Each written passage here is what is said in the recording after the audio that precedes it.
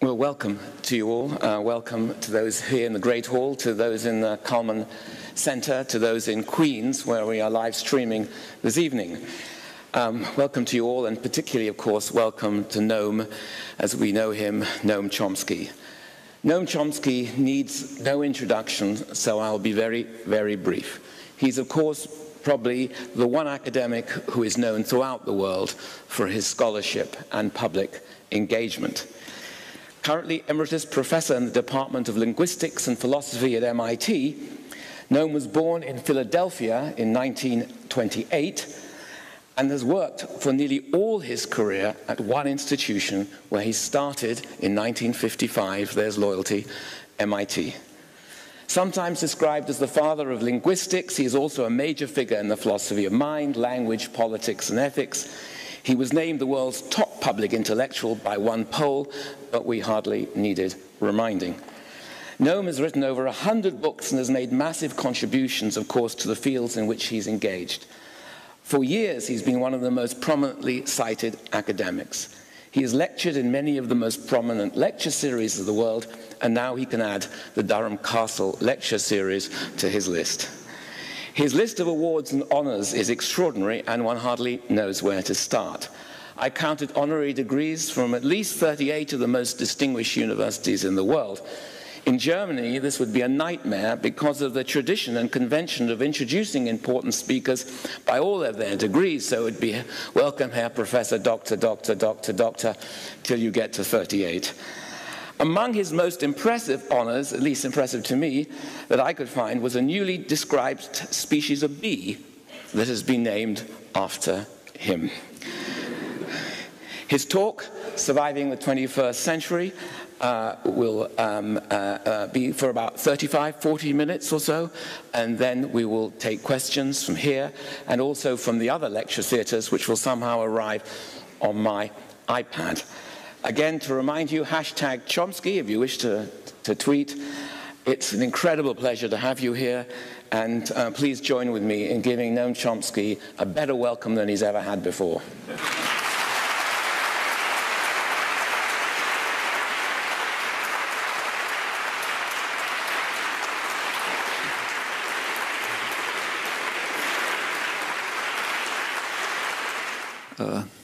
When I think about the announced title, Will We Survive the 21st Century, there is an irresistible image. It's the image of the proverbial lemmings marching towards the cliff, cheering their intrepid leaders. As we should all be aware, for the first time in history, humans are now poised to destroy the prospects for decent existence and much of life. The rate of species destruction right now is about at the level of 65 million years ago, when a huge asteroid hit the Earth, ended the age of the dinosaurs, opened the way for the proliferation of mammals. The difference is that today we're the asteroid, and the way may well be open to beetles and bacteria when we've concluded our work. Geologists break the history of the planet into eras of relative stability. The Pleistocene lasted several million years, followed by the Holocene about 10,000 years ago that coincided with the introduction of agriculture. And now geologists are adding a new era, a new epoch, the Anthropocene, beginning with the Industrial Revolution roughly 200 years ago. And it has radically changed the natural world. In the light of the pace of change, one hates to think about when the next epoch will begin and what it'll be. One effect of the Anthropocene is the extraordinary rate of species extinction. Another is the threat to ourselves. No literate person can fail to be aware that we're facing a prospect of severe environmental disaster, effects that are already detectable, And that might become dire within a few generations if current tendencies are not reversed. Just to give a few examples, a couple of weeks ago, 2 leading scientific journals published a new study of the West Antarctic ice sheet. It's long been understood that if it collapses, it will lead almost inevitably to a rise in global sea level of at least 10 feet within a few generations, wipes out civilization in any recognizable form. The reports, the new studies reported that it is collapsing. Leading scientists who are familiar with the study warn that continued release of greenhouse gases will almost certainly make the situation worse, destabilizing other parts of Antarctica, as well as the Greenland ice sheet, causing many of the world's coastal cities to be abandoned, with horrifying consequences for the poor inhabitants of coastal plains, and probably millions in Bangladesh alone. The leading U.S. scientific society, the AAAS, which is usually quite conservative, did issue a study a few days earlier reporting, quoting it, the overwhelming evidence of human-caused climate change with both current impacts and extraordinary future risks to society and natural systems. The report expressed particular concern over, quoting again, the disconnect between scientific knowledge and public perception. They're talking about the United States. And that's not an accident. Leading sectors of the business world are quite openly running major propaganda campaigns to convince the public that humans are not responsible for global warming if it's occurring at all. Some of the leading business journals, like the Wall Street Journal and Forbes, responded to the latest IPCC report with articles saying that the real problem is global cooling. And there's some effect. There are recent studies that show, polling studies that show that concern about global warming in the United States is well below the global norm, and it's stratified. Among Republicans, it's far below the global norm. Among Democrats, slightly below. And that's not untypical of the contemporary Republican Party, which is no longer a conventional parliamentary party. There's a more accurate description that was given by one of the very few remaining genuine conservatives, the respected political analyst of the right-wing American Enterprise Institute, Norman Ornstein. He describes the former Republican Party as a radical insurgency which has pretty much abandoned the domain of parliamentary politics. And although he didn't add this, we can say that the reason is that's in virtual lockstep service to extreme wealth and privilege. And one aspect of this is denial of climate change, or at least the human role in this terrifying development. The current issue of the premier journal of media criticism, the Columbia Journalism Review, has an interesting article about this topic. It attributes this outcome to a media doctrine that's called fair and balanced. Thus, if a journal publishes an opinion piece reflecting the opinion of 97% of scientists, it has to run alongside it a piece, counterpiece expressing the claims of the energy corporations. So the public ends up confused. And that is indeed what happens. But there's certainly no doctrine of fair and balanced. Thus, if a journal, say, runs an opinion piece denouncing Putin once again for the criminal act of taking over Crimea, it surely does not have to run a piece alongside it, pointing out that while this act is indeed criminal, Russia has a far stronger case than the U.S. does in having taken over southeastern Cuba over 100 years ago, including Cuba's major port, rejecting the demand of Cuba since independence to have it returned with no justification at all, unlike the Russians, only the justification that this contributes to the 50-year program of terrorist warfare, which was quite extreme, and economic strangulation of Cuba. And there are quite a few other current cases, but they don't have to be mentioned under the doctrine of fair and balanced. There is an actual media doctrine. It has to be fair and balanced when the concerns of concentrated private power are involved, surely not elsewhere. But although obvious enough, this cannot be perceived in the elite culture, so it appears. There's now much exuberance in the United States about what's called 100 years of energy independence lying ahead as we become the Saudi Arabia of the next century. President Obama orated about the matter with his usual eloquence 2 years ago.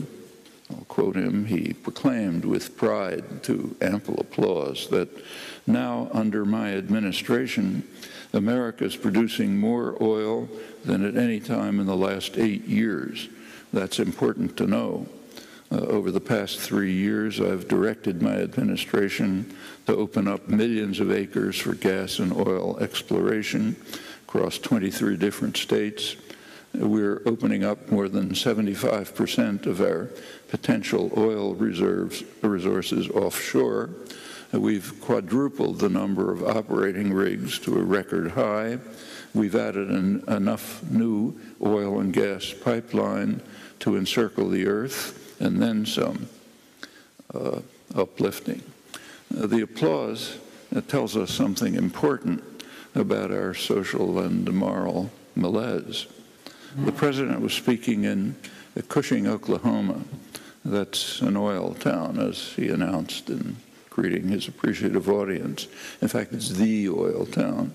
It's described as the most significant trading hub for crude oil in North America.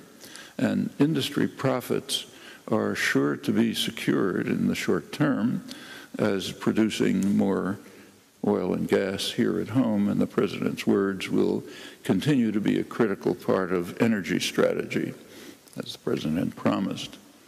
Let's go to the media. A couple of weeks ago, the New York Times published an energy supplement, 8 pages, mostly euphoria about the bright future for the United States, poised to be the greatest producer of fossil fuels. And missing in the 8 pages is any reflection on what kind of world we're exuberantly creating. One might recall George Orwell's observation in his unpublished introduction to Animal Farm about how in free England ideas can be suppressed without the use of force, not least because immersion in the elite culture, having a good education, instills the understanding that there are certain things it wouldn't do to say, or we can add even to think. In the moral calculus of contemporary Anglo-American state capitalism, profits and bonuses in the next quarter that greatly outweigh concern for the welfare of one's grandchildren. While much remains uncertain, we can assure ourselves with fair confidence that future generations will not forgive us for our silence and our apathy. We might, in fact, wish to consider a remarkable paradox of the current era. There are some who are devoting themselves seriously to try to avert impending disaster. In the lead are the most oppressed segments of the global population, those considered to be the most backward and primitive, the indigenous societies of the world, First Nations in Canada, Aboriginals in Australia, tribal people in India, and others like them. And in countries with influential indigenous populations like Bolivia and Ecuador, there are by now even legislative proposals, legislative recognition of rights of nature. The government of Ecuador actually proposed to leave their supplies of oil in the ground where they should be if the European countries would provide them development aid amounting to a small fraction of what they would sacrifice by not exploiting their oil resources. And of course, the European countries refused. They didn't bother asking the United States. While indigenous people are trying to avert the disaster, in sharp contrast, the race to the cliff is led by the most advanced, educated, wealthy, privileged societies in the world, notably North America, others not far behind, few exceptions like Germany, but not many. Unless there's a significant change of course, and soon, the prospect for decent survival is quite slim. And that's not all. For the past 70 years, we've been living under the threat of instant and virtually total destruction at our own hands. Those familiar with the shocking record, and if you're not familiar with it, I'd urge looking at it, but those familiar with it, and the record continues to the present, would find it hard to contest the conclusions of General Lee Butler. He's the last commander of the Strategic Air Command, which has responsibility for nuclear weapons. He writes that we have so far survived the nuclear age by some combination of skill, luck, and divine intervention, and I suspect the latter in the greatest proportion.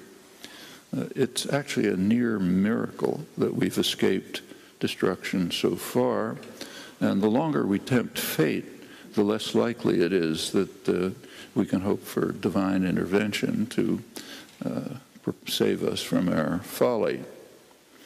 In this context, it's worth taking a close look at the factors that drive policy. There is a received standard version. It's common to academic, scholarly discourse, public discourse, diplomatic commentary. So I'll just quote a few leading figures, but it's almost universal. Take, say, George Kennan, one of the creators of the modern world. According to him, government is created to assure order and justice internally and to provide for the common defense. Coming to the present and the current issue of the journal National Interest, leading realist scholar John Mearsheimer formulates the doctrine as holding that the structure of the international system forces countries concerned about their security to compete with each other for power. Leading scholar of U.S. Middle East policy, William Quandt, also long diplomatic experience, writes that the driving force of U.S. policy is to ensure security and well-being of the population, and so on, pretty much endlessly. We can put aside the standard pieties about justice and well-being of the population. What is emphasized throughout is concern for security, which sounds plausible enough, but there's a few unanswered questions. For example, security for whom? Well, one answer is security for state power. Now, there are many illustrations of that. So take a current one from a couple of days ago. The United States agreed, and this is unusual, to support a Security Council resolution calling on the International Criminal Court to investigate war crimes in Syria. But there was a proviso. No inquiry will be tolerated into possible war crimes by Israel or, of course, by the United States. That's the explicit proviso, and it's routine. The United States is uniquely self-immunized from the international legal system. It's a very interesting topic. I don't have time to pursue it, but it does illustrate the importance of protecting the security of the state, security of state power. To protect the security of state power from whom? Well, enemies, of course, but who are the enemies? It turns out that one prime enemy is the domestic population. That fact is demonstrated over and over very clearly recently, very clearly, quite generally, by government secrecy, as it very rarely has a genuine security motivation. That much should be familiar to anyone who's plowed through declassified documents. You almost never find anything related to genuine security. But there is an effect. The effect is to keep the population in the dark, the enemy. They have to make sure they don't know what's going on. And there are good reasons. Some of these were explained by the professor of the science of government. I always liked that title. The professor of the science of government at Harvard, Samuel Huntington, prominent liberal scholar, government advisor. He instructs us that the architects of power in the United States must create a force that can be felt but not seen. Power remains strong when it remains in the dark. Exposed to the sunlight, it begins to evaporate. That was in 1981, when the Cold War was again heating up. And Huntington went on to explain that you may have to sell intervention or other military action in such a way as to create the misimpression that it's the Soviet Union that you're fighting. That's what the United States has been doing ever since the Truman Doctrine of 1947. 1981 was another critical year in this regard. It was the year when Reagan declared the first war on terror, plague of the modern age, return to barbarism in our time, etc., etc. And ever since then, particularly after the disappearance of the Russian threat, or temporary disappearance as a concocted ogre, terror. You have to create the misimpression that it's terror that you're fighting. There are other candidates, narco-traffickers, crazed mullahs, a number of others. All of this is rarely acknowledged, but it's very accurate. And it's a good insight into state power and policy. Has plenty of reverberations right to the present moment. So state power surely has to be secured from dangerous enemies like the domestic population. But in sharp contrast, the public is not secure from state power. There's a very striking illustration of that right now. President Obama's current radical attack on the Fourth Amendment of the U.S. Constitution, which, to quote it, protects citizens from unreasonable search and seizure, protects the privacy of their persons, homes, papers, and effects. The defense of this right in Boston helped spark the American Revolution. That's why it was written into the Constitution, into the Bill of Rights. At that time, the tyrant was the British government, and now the tyrant is the American government. Of course, referring to the extraordinary surveillance campaign, Obama's surveillance campaign, which seeks to monitor everything without exception that you say or do, and anyone connected in any way to the electronic culture, cell phone, computer, landline, is vulnerable to this inquiry. And Britain agrees. The government remains tyrannical. The British government, as perhaps you know, authorized the United States National Security Agency, actually requested it, in quotes, to analyze and retain any British citizen's mobile phone and fax numbers, emails, and IP addresses that are swept up in the NSA dragnet, which is colossal, picks up essentially everything. You should also be happy to know that the NSA routinely receives or intercepts routers, servers, computers, other computer network devices that are being exported from the United States so that it can implant surveillance tools, make sure that the NSA knows every keystroke you're making. And presumably China does the same, which kind of exhausts the range. All of this is justified by security in accord with the standard doctrine. But it's worth remembering that the claim of justification for security carries no information whatsoever, literally, even in the technical sense. It's completely predictable for virtually all actions of states when they're caught in some crime or malfeasance. And if something's perfectly predictable, it simply carries no information. In the case of the Snowden revelations, the first reaction of the U.S. government was the reflexive one, security. The president, the head of the NSA, informed the public that numerous terrorist plots were stopped by these surveillance methods. And the first claim was 54 were stopped. That was later reduced to a dozen.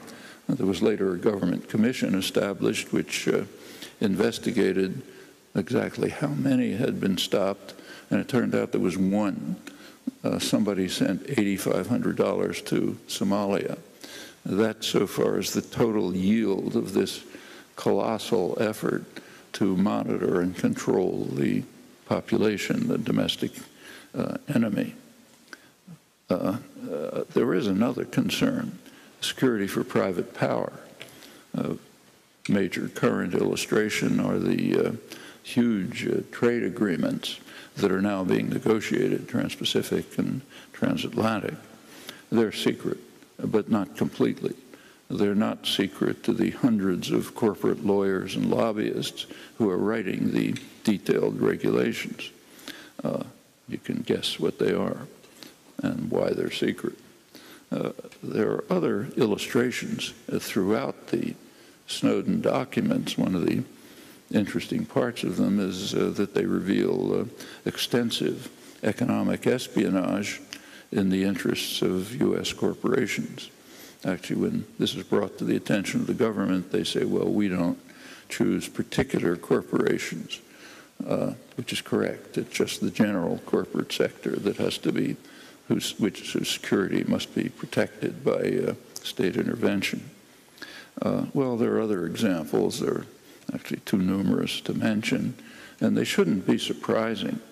Actually, there's a recent study just came out from Princeton University to leading political scientists, Martin Gilens, Benjamin Page, who studied hundreds of policy decisions and conclude with very careful analysis, I'll quote, economic elites and organized groups representing business interests have substantial independent impacts on U.S. government policy, while average citizens and mass-based interest groups have little or no independent influence. These results, they say, provide substantial support for theories of economic elite domination and for theories of biased pluralism, but not for theories of majoritarian electoral democracy or majoritarian pluralism. Now, to put it simply, it's a pretense that we live in democracies. They're plutocracies. Other work by these and other scholars, particularly Martin Gilens, has shown pretty convincingly that in the United States, about 70% of the population, the lower 70% on the income scale, have no influence at all on policy. That's one of the reasons why most of them don't vote. Why bother? Doesn't matter what they think. As you move up the scale, you get a little more influence. And at the very top, which means a fraction of 1%, basically that's where policy is written. So it's not surprising that security of private interest is a major commitment of the state. And this goes way back. There's nothing new about it. It's getting kind of grotesque by now, but it goes far back. The closest, most careful inquiry into this is done by a very good political scientist, Thomas Ferguson, University of Massachusetts. He studied the effect of the relation between campaign spending and policy choices back into the 19th century. And it turns out it's an extremely good predictor. You take a look at the distribution of campaign spending, you can pretty well predict the policies that will be enacted. This runs right through the New Deal, has very few exceptions. Actually, there was over a century ago, the most prominent, in American history, the most prominent campaign manager, Mark Hanna, around the turn of the 19th century, was asked, what are the most important things that are necessary for running a campaign? And he said there are three. The first one's money. The second one's money. And I've forgotten what the third one is. That was well over 100 years ago. Now it's well beyond. Nevertheless, it's useful to have a new and very careful confirmation by Gillens and Page of facts that are so obvious that in a free society they'd be taught in elementary school. Well, the United States is actually an unusually free and open society in a number of respects, crucial ones. And one of them, relevant here, is the accessibility of internal state records, secret records, declassified. And they provide a very revealing account of the actual motives of state policy. Fortunately, no time to review the matter here, but there are a few persistent themes. We find consistently that one major driving factor in policy choices is concern about what Henry Kissinger called viruses that spread contagion. He was referring specifically to Allende's Chile, which threatened to spread the contagion of a peaceful parliamentary path towards independent development and social welfare. You know the outcome in that case. And it's duplicated in case after case throughout Latin America, Southeast Asia, Africa, and the Middle East. It's the most prominent theme of Cold War history. In general, there's ample evidence that security of state power, crucially security from the population, and security of concentrated economic power, private power, that these are driving forces in policy formation. Furthermore, that's entirely natural and to be expected when you look into how policy is formulated. Of course, it's not quite that simple. There are some interesting cases, some quite current, in fact, when these commitments conflict. It's interesting to see what happens in those cases. But this is an extremely good first approximation and radically opposed to the received standard doctrine, what you're taught and what you read. Well, let's turn to another question. What about security of the population? It's very easy to demonstrate that this is at most a marginal concern of policy planners. So take two very prominent examples, two I mentioned, global warming and nuclear weapons, both dire threats to the security of the population. Turn to state policy. In both cases, it systematically attempts to accelerate the threat in the interests of its primary concerns, protection of state power and protection of concentrated private power, namely the power that largely determines state policy. In the case of global warming, the conclusion is too obvious even to tarry on. so I'll drop it. But it's quite instructive to see that even instant destruction by nuclear weapons has never ranked high among the concerns of state authorities. Now, the record reveals that quite clearly. So let me run through a few examples. Start in the early days of the atomic age, around 1950. At that time, the United States was overwhelmingly powerful and enjoyed remarkable security. There was nothing like it in history. It controlled the Western Hemisphere, controlled both oceans, controlled the opposite sides of both oceans, had half the world's wealth, just incomparable power and security. Actually, there was a potential threat, ICBMs with hydrogen bomb warheads. They didn't exist at the time, but it was a potential threat. There is a standard scholarly review of nuclear policies. It's undertaken access to high-level sources, declassified documents, by McGeorge Bundy. He was the National Security Advisor for Kennedy and Johnson administrations, former Harvard dean.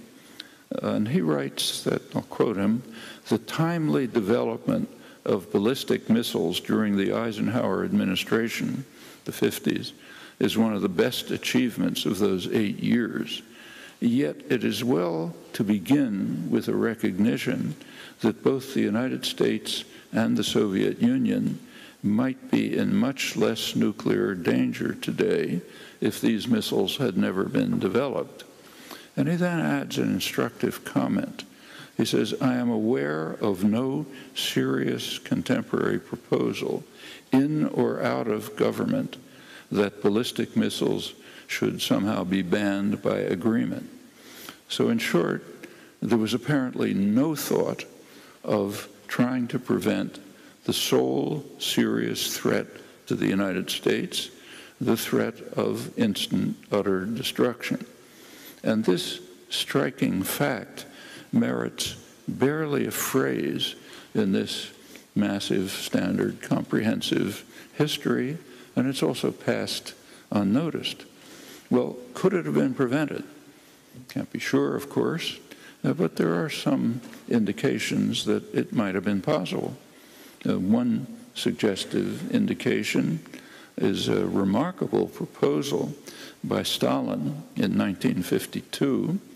He offered to permit Germany to be unified with free elections, which of course the communists would lose, but on condition, one condition, that it not join a hostile military alliance. That's hardly an extreme condition if you look at the history of the preceding half-century.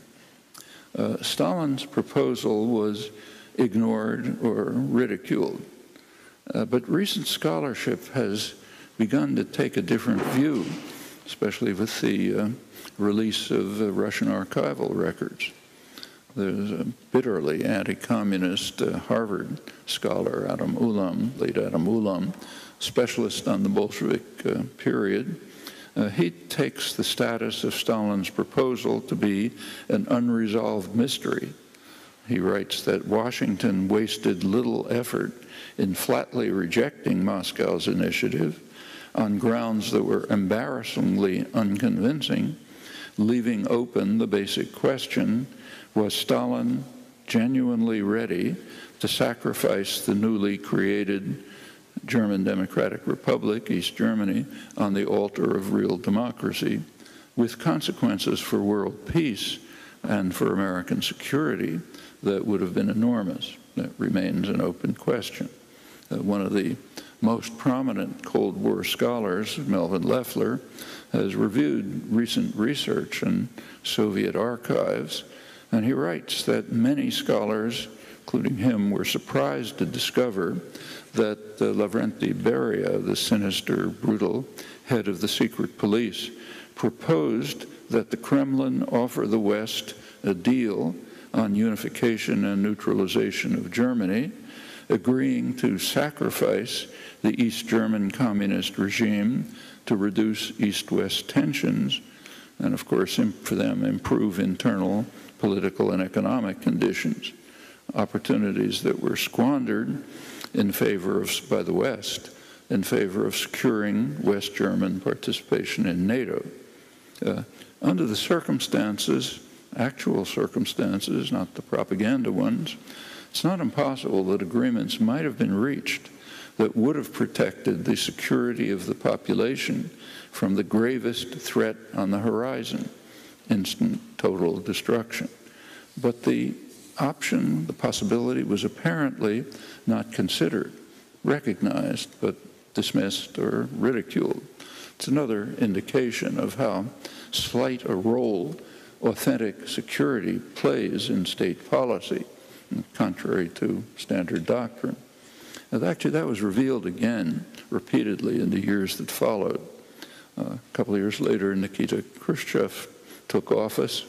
He understood that Russia could not compete militarily with the United States, the richest, most powerful country in history, incomparable advantages. If Russia hoped to escape its economic backwardness and the devastating effect of the Second World War, he concluded it would be necessary to sharply reverse the arms race. And he, in fact, proposed sharp mutual reduction in offensive nuclear weapons. The incoming Kennedy administration considered the offer and rejected it. It turned instead to rapid military expansion. There's a review of this by one of the most respected IR international relations scholars, Kenneth Waltz, recently died. He wrote that the Kennedy administration undertook the largest strategic and conventional peacetime military buildup the world has ever seen, even as Khrushchev was trying at once to carry out a major reduction in the conventional forces and to follow a strategy of minimum deterrence. And we, the United States, did so even though the balance of strategic weapons greatly favored the United States. Again, decisions that harm national security, harm the security of the people, while enhancing state power. Kennedy, as you may recall, barely squeaked to victory in 1960 in the election, mainly by fraud. But one of the ways he squeaked to victory was his charge that the opponent, Eisenhower and Nixon, had permitted the Russians to leap ahead in offensive weaponry, creating what was called a missile gap that severely threatened U.S. security, and that frightened the population. The reality was that the United States was far in the lead. The Russians actually had 4 operational ICBMs, which were exposed to attack, tiny fraction of the U.S. arsenal. That was recognized by the Kennedy administration. McGeorge Bundy, National Security Advisor, speaking for the administration, he explained that they had nevertheless been right in emphasizing a fake missile gap, and the reason he gave was that the phrase had a useful shorthand effect of calling attention to our basic military posture, namely the posture of rapidly expanding the overwhelming U.S. dominance and threat while rejecting security and the prospects for survival. Normal. There was a Soviet reaction. It was to place missiles in Cuba in October 1962. That move was motivated as well by Kennedy's quite immense, a huge terrorist campaign against Cuba. It was very serious, and it was scheduled to lead to invasion in October 1962, as Russia and Cuba may well have known. That brought us to what historian Arthur Schlesinger called the most dangerous moment in history, and it was extremely dangerous.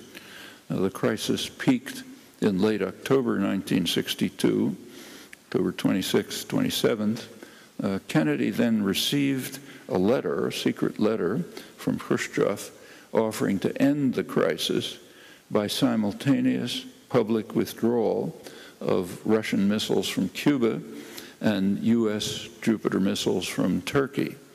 These were obsolete missiles for which a withdrawal order had already been given because they were being replaced by much more dangerous and, at the time, invulnerable Polaris submarines. So that was the offer. Russia would remove the missiles from Cuba. The U.S. would continue to remove missiles which are already being withdrawn because they're being replaced by more dangerous ones.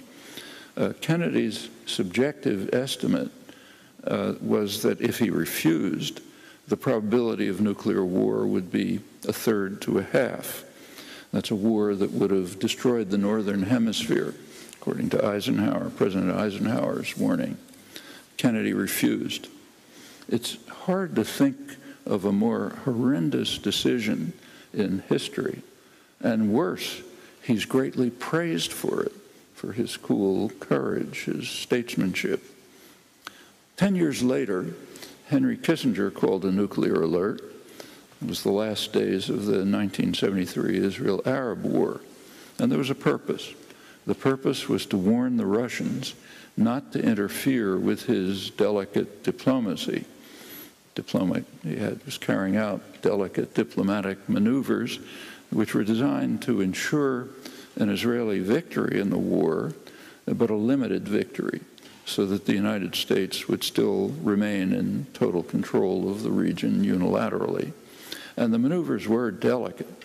The United States and Russia had jointly imposed a ceasefire, but Kissinger, turns out, had secretly informed Israel that they could ignore the ceasefire.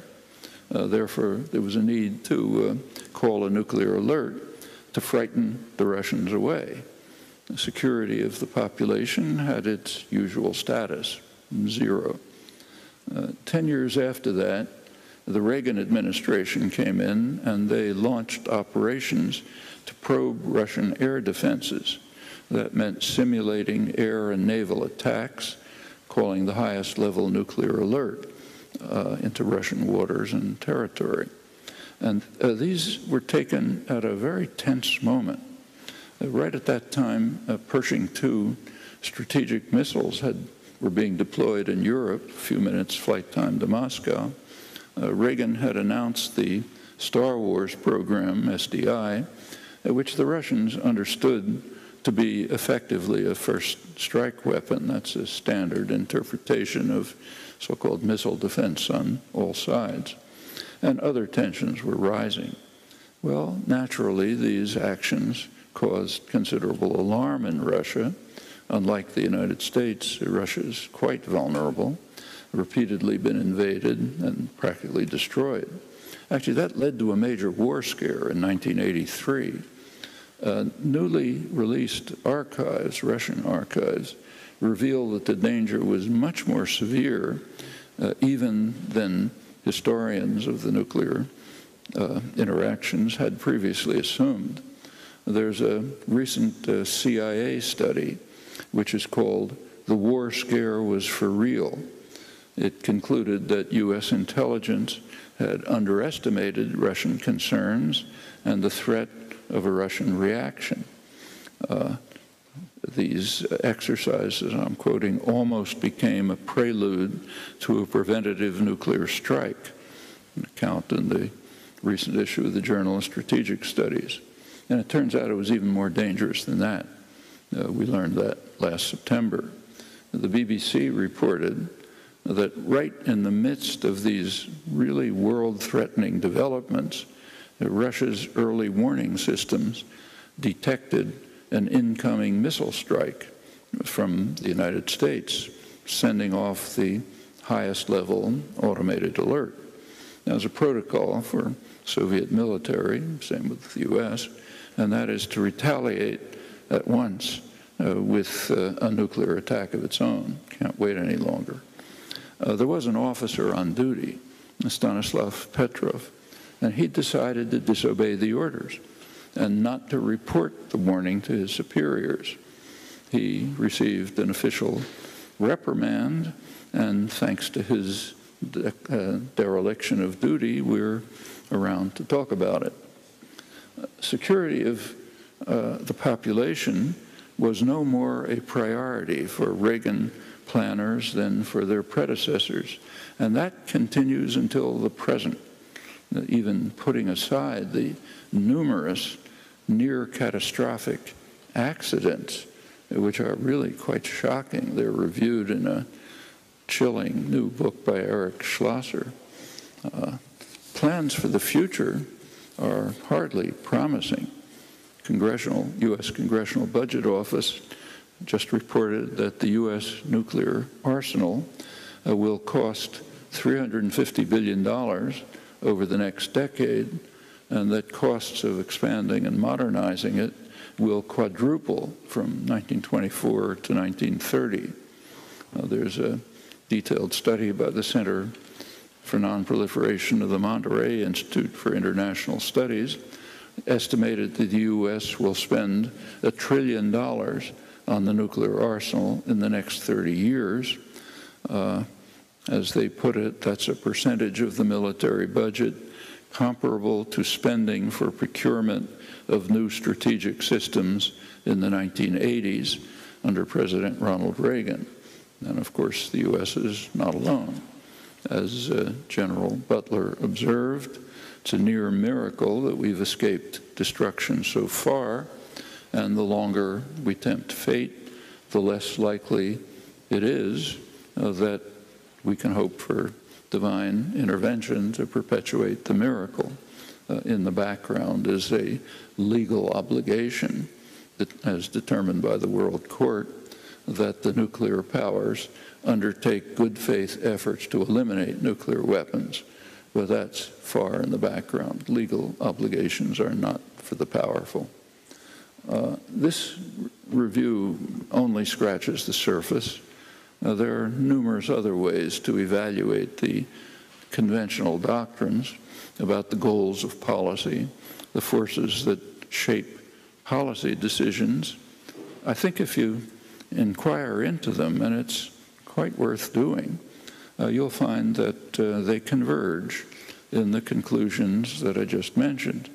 Quote Gillens and Page again, policy is largely set by economic elites and organized groups representing business interests with little concerns for public attitudes or public safety, as long as the public remains passive and obedient, frightened by concocted ogres. Security is, to be sure, a prime concern. Security of power and profit, not security of the population, marginal concern. These have never been small problems, and that's particularly true right now. So let me end by stressing again that what we should all know very well.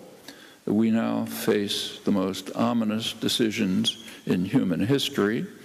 There are many problems of the world, but two are overwhelming in their significance: environmental destruction and nuclear war.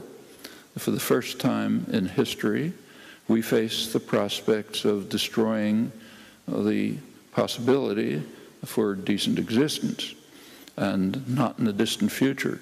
And for this reason alone, it's imperative to sweep away the ideological clouds, face honestly and realistically the question of how policy decisions are made in our societies and what we can do to alter them before it's too late. Thanks.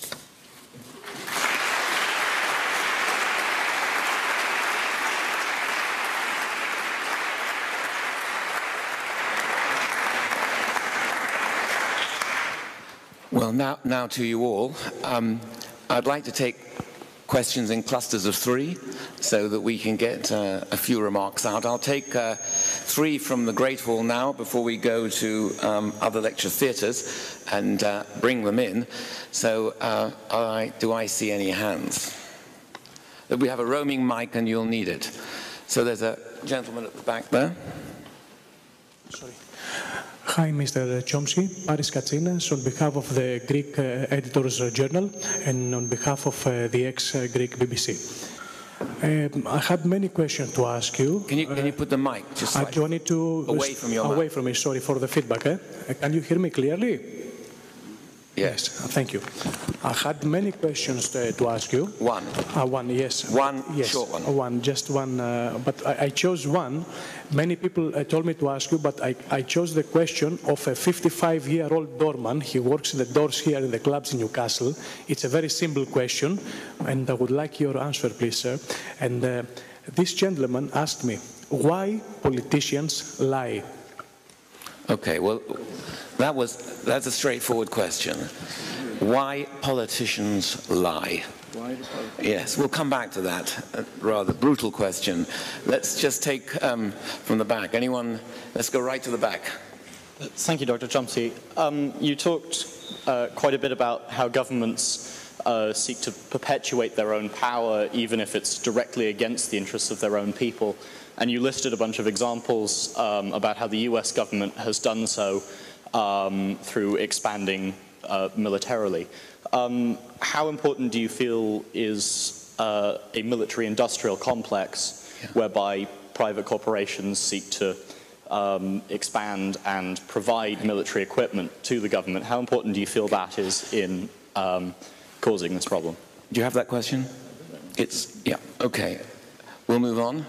It's all men so far. Surely we can do better than that. Yeah, come down here.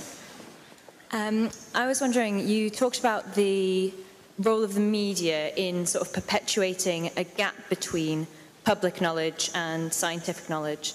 And I wondered if you thought that, you know, the growing force of the internet and the power of any person to reach a worldwide audience might do something to negate that and to try and improve that and sort of narrow that gap.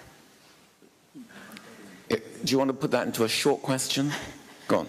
I wondered if you thought that through the internet people might be able to narrow the gap between scientific knowledge and public knowledge. Can the internet narrow the gap between, you know, ideology and knowledge, as it were? All right, let's take those three to begin with. Well, I think that that relates to the first question, why politicians lie. The simple answer is because we let them. We have the power to prevent it. But if you don't use the power, if you sit back and say, I don't care, then they'll lie. And they have good reasons to. I mean, would it make sense for Tony Blair, say, to stand up now and say, please set up a war crimes tribunal to try me for the supreme international crime of aggression? Would that make sense? Or for him to say, please throw me out of my position as a special representative for the Middle East Quartet because I'm doing absolutely nothing for peace but enriching myself? Or would it make sense for, and you can run down the line. Now, there's very good reasons either to lie or just not to tell the truth. If politicians told the truth, I think, you decide for yourselves, I think they would be saying what I was just talking about. They would be saying, we don't care at all about your security or your safety or your survival. We care about our power and about the power of the concentrated domestic power, which in our societies means basically the corporate sector. Now, it's not 100% the case, of course, you know, but it will be, there's a strong tendency for it to be the case for the people who reach the top. That's how they reach the top. But the real answer is we let them. And that's up to, we're talking about ourselves now. Good to look into the mirror. Can the internet help? It's one of the ways in which the general population can try to counter the extraordinary power of mostly concentrated economic power. But again, only if you use it.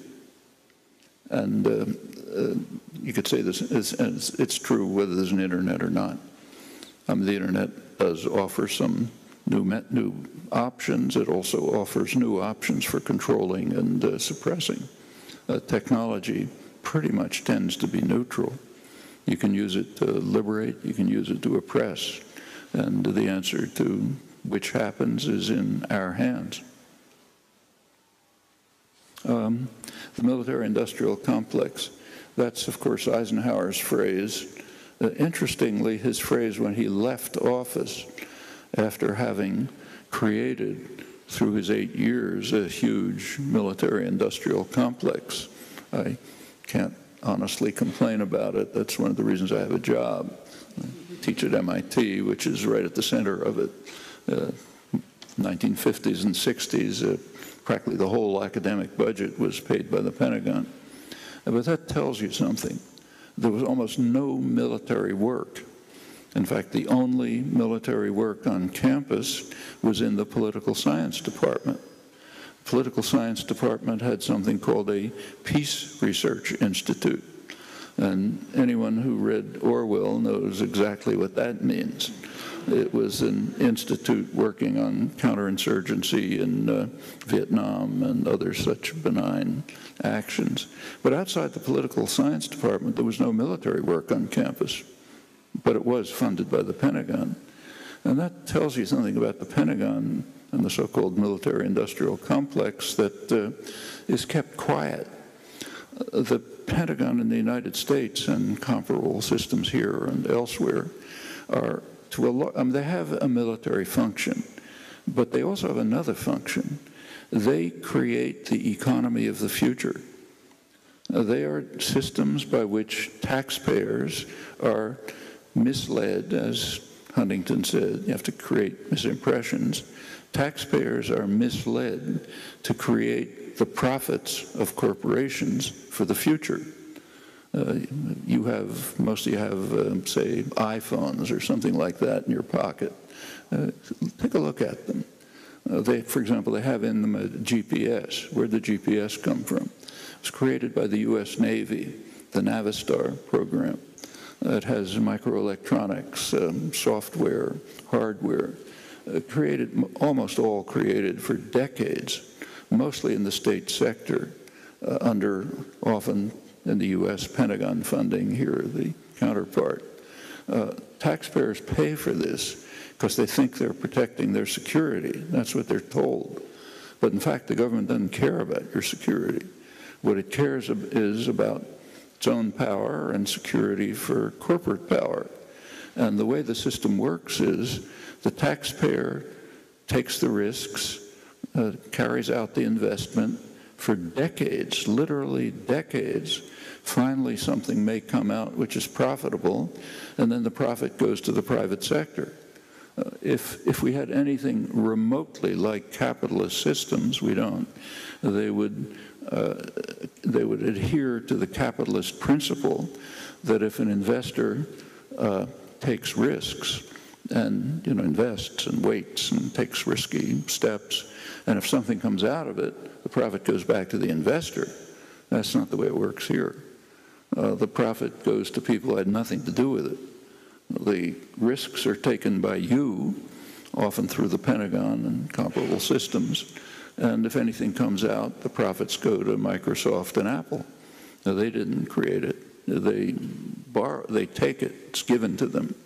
And it literally is decades. So computers were the computer market, personal computer market, became viable in 1977, I think it was. Apple was the first. That was about 30 years after the development of computers, almost all in the state sector, like in the building where I work. And it's if you buy pharmaceuticals, let's say, the research, the basic research and development is pretty much done in the state sector. Places like probably the biology lab right here probably gets government funding, grants. And that's all across the board. When you look back at these, I mentioned the Trans-Pacific Partnership. One part of that was leaked by WikiLeaks. It's secret except for the corporate lawyers and lobbyists. But one part was leaked. It was the part on intellectual property. Intellectual property is a polite term, a kind of a euphemism for government instituted monopoly pricing rights. That's what it really means. It means extraordinarily high patent rights, which have never existed in history, for the pharmaceutical corporations and some other corporations. That's to keep the price of drugs up and make profits astronomical. Now there's a pretext. The pharmaceutical corporations say, look, we need that for research and development. Well, that's been investigated. Turns out that probably at least half of the R&D is not done by the pharmaceutical corporations at all. It's done by the state sector and so on. And that's an underestimate, because if you take a close look, the part that's done by the pharmaceutical corporations is towards the marketing end, like, you know, flip around a molecule to get a new drug. But the basic research, the hard, costly, risky research, that's done by people like you. You pay for it through your taxes. And the pharmaceutical corporations rip off the profit. Actually, there is a study by one study by a very good American economist, Dean Baker, who he estimated what would happen if R&D was 100% funded by the public, and the pharmaceutical corporations were compelled to go on the market to sell what they produce. It turns out there'd be a colossal saving for the public, and of course a sharp reduction in profits of the big industries.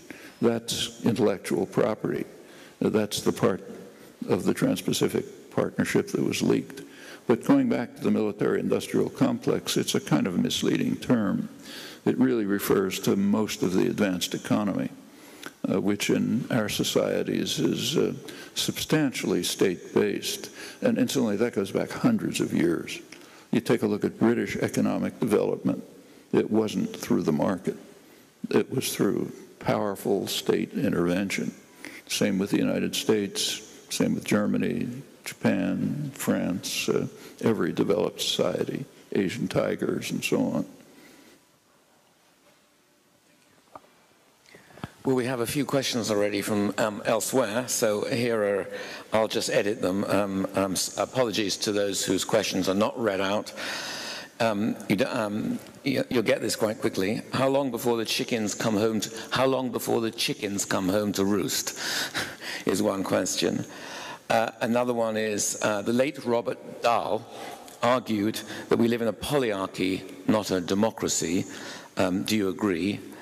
And the final question I will mention here is that the IPCC wrote recently that climate change mitigation is unachievable if individual agents advance their own interests independently. Do you agree? Well, we know the answer to that question, but I'll say it anyway. Well, the first and the third question are pretty similar. According to the IPCC, the studies that have followed it, I quoted a couple of them. The chickens are coming home to roost already, and it's going to be pretty serious within a generation or two, very serious. I mean, just imagine what a 10-foot rise in sea level would be. Most cities would be gone. The real danger, the catastrophe, would be for the poor, as always. So Bangladesh, for example, is a coastal plain. There's millions, tens of millions of people will be wiped out. What kind of civilization could survive a rise of 10 feet in sea level? Just ask yourselves. And that's within sight, you know, your grandchildren. It's not that far. Is a change achievable?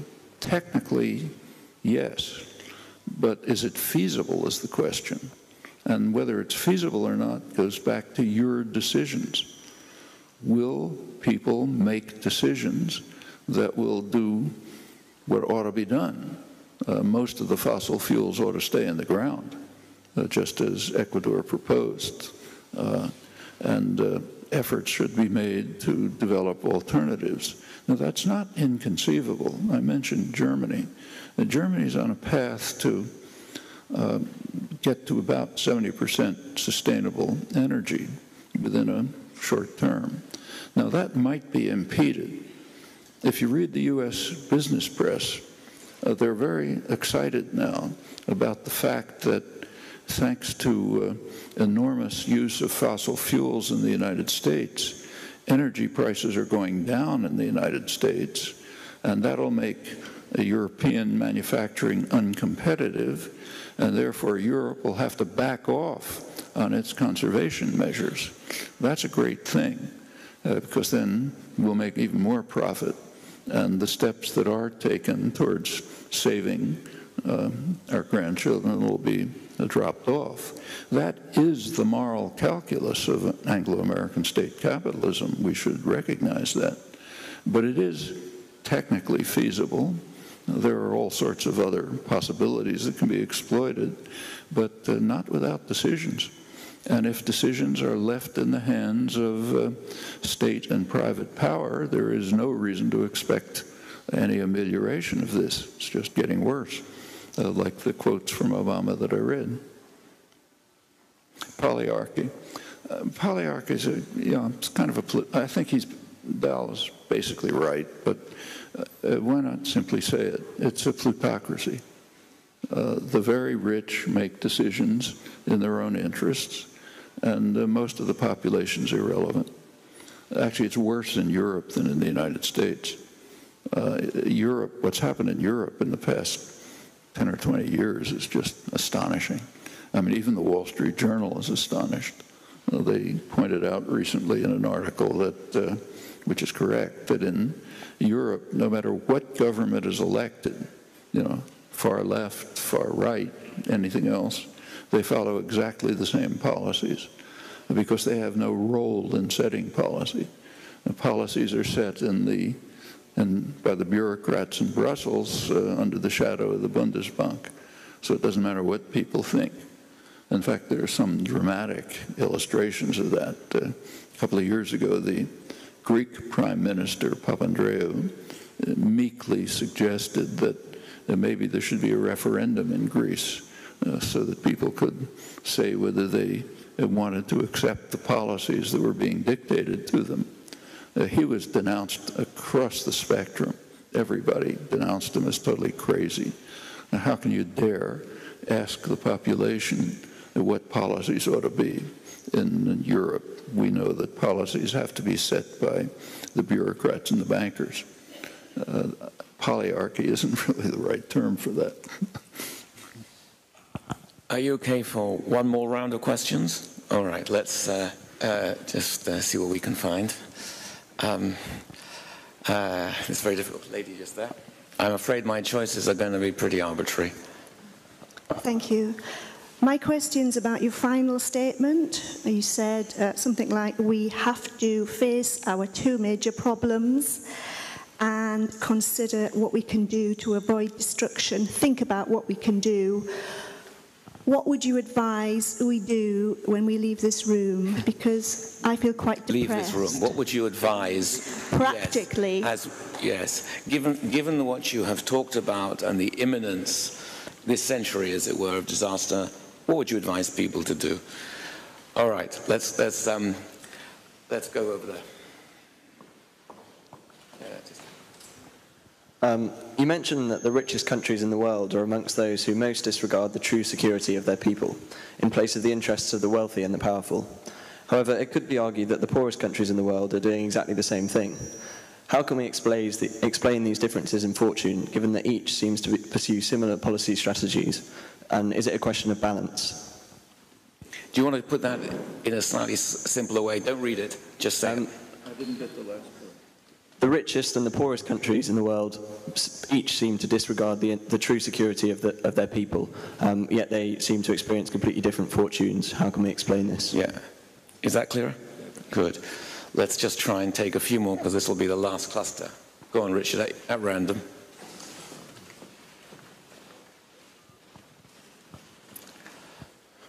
In your talk, you talked mainly about the US and about Europe, but what do you think about the rise of China in terms of, the future of the human race, etc.? All right. I think we'll have to. I'll just take one last question over there, and then we'll have to stop. Rich, just over here in the corner.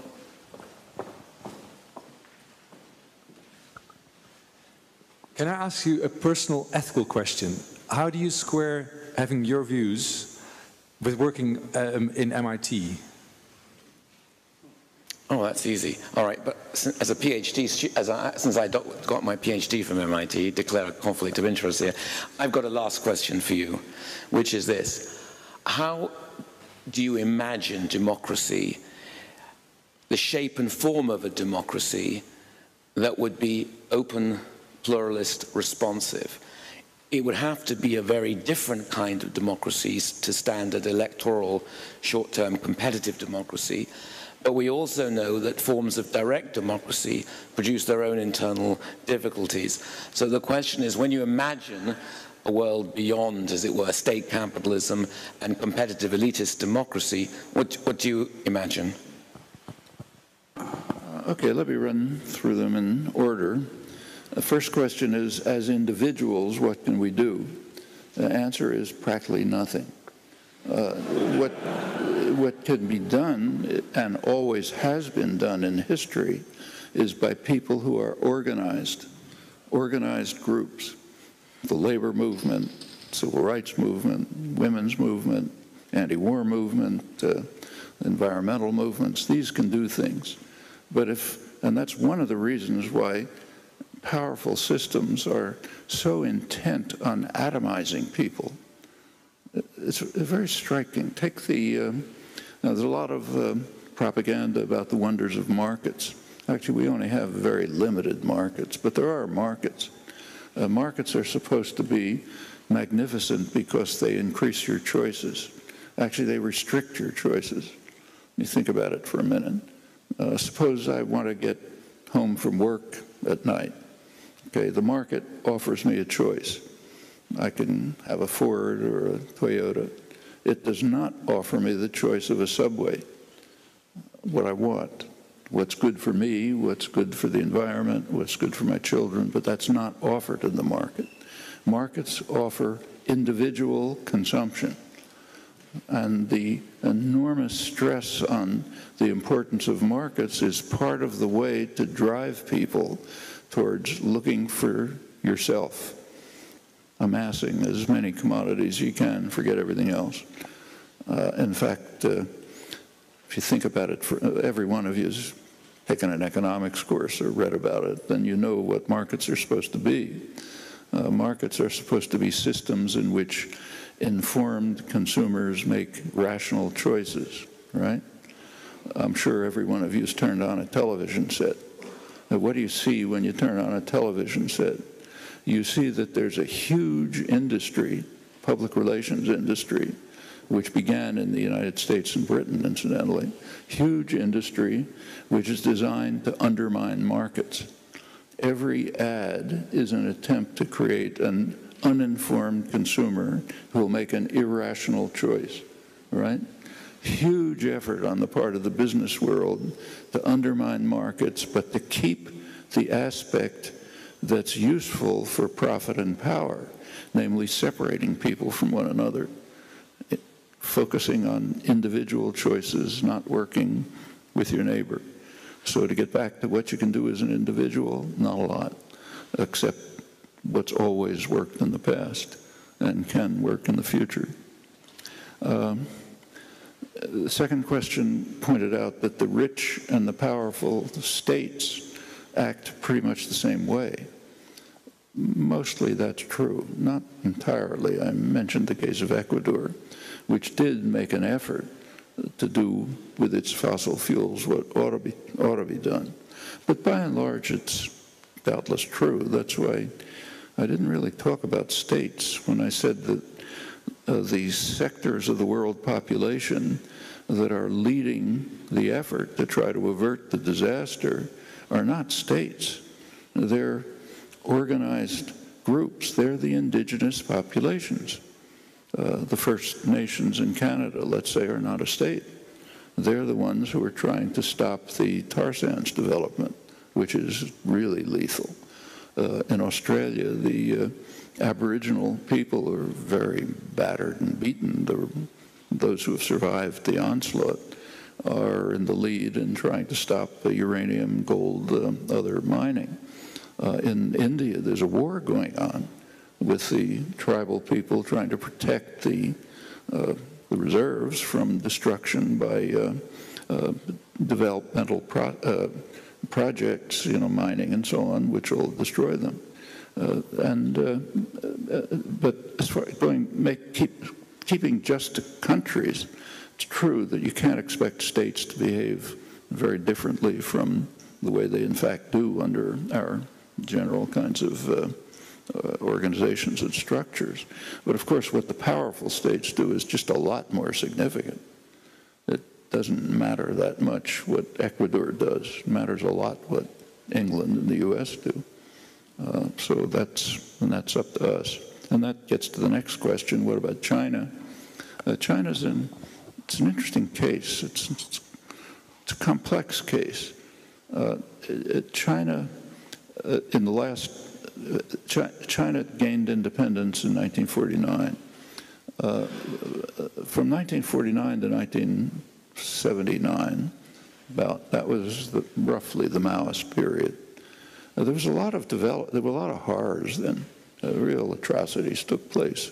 A huge famine killed maybe 30, 40 million people. But there are some interesting things that happened that aren't discussed very much. There are interesting studies of comparing China and India. It's an interesting comparison. It attained independence at the same time, two huge countries. They're both very poor. They were pretty similar in 1949, late 40s. And they developed differently during the next 30 years. One of the major studies of this is by a leading economist, Amartya Sen, Nobel laureate in economics, specialist on India. He and his associate, Jean Drèze, an economist in Delhi, a very good economist, did a study of mortality in China and India between 1949 and 1979, when China shifted course. Turned out in this period, according to their calculation, 100 million people were killed in democratic capitalist India as compared with China because of what India didn't do. It didn't introduce rural reforms, health clinics, barefoot doctors. In fact, did almost nothing for the peasant population. And the difference in mortality amounts to 100 million people. It's a pretty interesting, in itself, it's pretty striking, but it's particularly striking because what was happening in the propaganda system. Right at this time, a book came out in France first, then translated into English, called The Black Book of Communism, which is part of the huge propaganda onslaught against how terrible communism was. And yeah, it was pretty terrible, that's true. The book claimed that 100 million people had been killed by communism, okay? So here you have two studies. One of them says 100 million people were killed by the communists, most of it not based on any data much, just talk. But let's say it's true.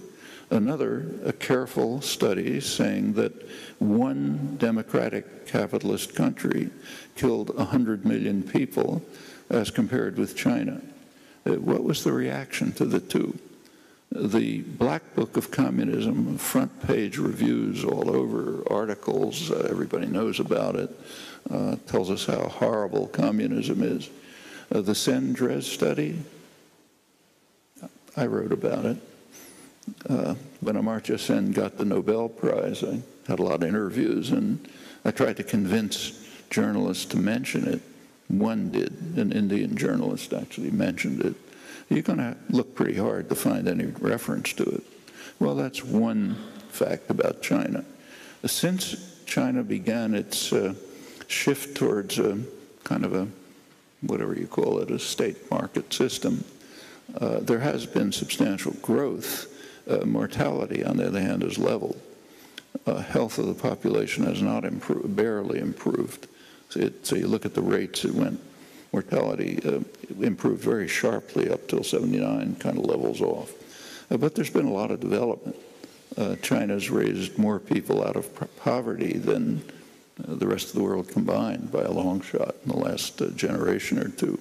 And China's busy destroying the environment. They now produce more,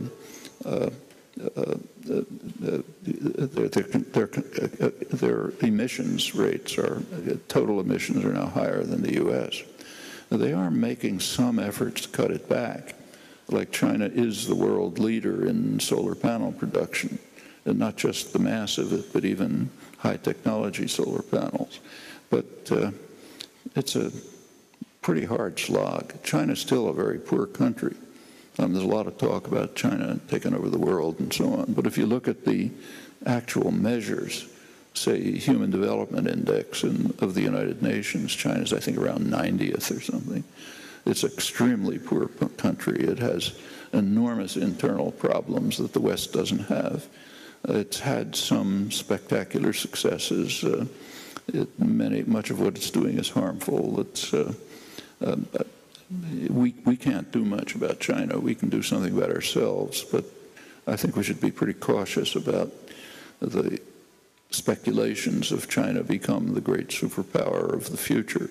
In fact, if you look closely at Chinese exports and ask how much value is added in China, you get quite a different picture of Chinese economic success. So like, say, an iPhone, if that's exported from China, we call it a Chinese export. But actually the technology and the high technology and the software and the design mostly come from the peripheral industrial countries, Japan, South Korea, and Taiwan. And China adds the assembly, and the West, of course, which invests in China. I don't remember the numbers offhand, but the figures are very high. The actual value added in China is pretty slight.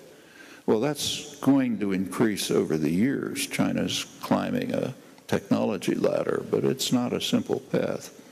And I think we should keep those things in mind. There's some good studies of this. Working at MIT, I don't find a problem with it. I don't have any objection to the fact that people have computers, internet, iPhones, and so on. I don't like the way it's done. It's done very undemocratically. Like people in the 1950s were not asked, do you want your taxes to go into profits for Apple 30 years from now, and maybe an iPhone for your great-grandchildren?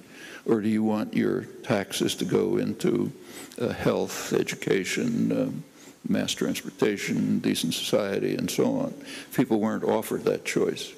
The choice they were told is, do you want to be destroyed by the Russians or not? And if you don't want to be destroyed by the Russians, put the money into the Pentagon.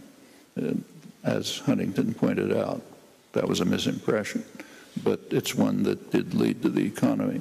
However, this has nothing to do with MIT. If I didn't work at MIT, the same thing had happened. I worked there because I think it's a great university. I like it. Never thought of going anywhere else. But I don't see a conflict. In fact, it's kind of the other way around. Being at a place like MIT or being in a country like England, it gives you a chance to influence policy, which you couldn't do if you were elsewhere. That's significant.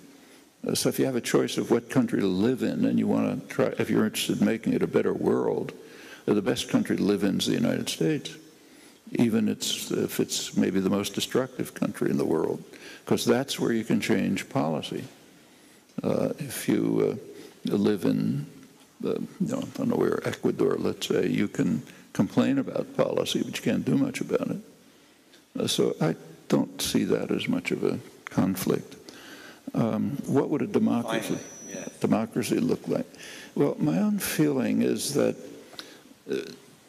thinking about the various kinds of technical ways in which representation can take place don't really carry us very far. Almost because what really matters is what kind of socioeconomic arrangements are there. Now here we go back to, I think you have to start with something more fundamental. There are plenty of hierarchic relations in society, all kinds, from family to international affairs. I think we should always ask the question, wherever there is such a structure, is it legitimate? And there's a burden of proof. it has to prove its legitimacy. It's not automatically self-legitimating. So wherever there's a structure of authority, domination, hierarchy, patriarchal family, international affairs, anything in between, the question of legitimacy of the structure arises. Sometimes you can justify a structure of dominance, but very rarely. And wherever you can't, it ought to simply be dismantled. And that's across the spectrum. And it can be done in many different ways. So say the feminist revolution of the last roughly generation had a big impact on certain kinds of dominant structures. Okay, that's quite significant. Worker-owned enterprises set the basis up for a different kind of economic and political structure, and they exist. Some of them, in fact, are quite substantial. The Mondragon conglomerate in Spain is, first of all, economically quite successful. It's one of the few parts of the Spanish economy that's kind of survived this austerity, devastating austerity policies.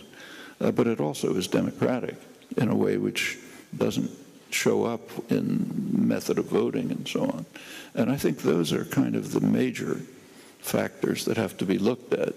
The kinds you mentioned are important, and you could debate exactly how it could be done, but I don't see how any complex system can avoid some sort of representative democracy. We just can't have a vote on everything, but representatives should be accountable, recallable, subject to constant surveillance and control, and interchangeable.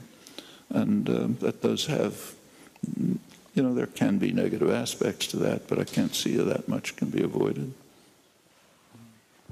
Well, what is there to say now? Noam, thank you. You've made an extraordinary contribution as an academic, as a contribution to linguistics, to philosophy, to public life for a very, very long time. And the fact that you're here today, aged 85, is an extraordinary testament to your vitality and your energy and the number of people that were excited about your visit is really striking. It was the Twitter excitement, the number of times we were asked for tickets. I've never seen so much passion arise when we declared that the tickets are already all gone, and there was fury at the gates of the castle. And that's because everybody wanted to get in to hear you, and we know why. So many, many thanks on behalf of everybody here.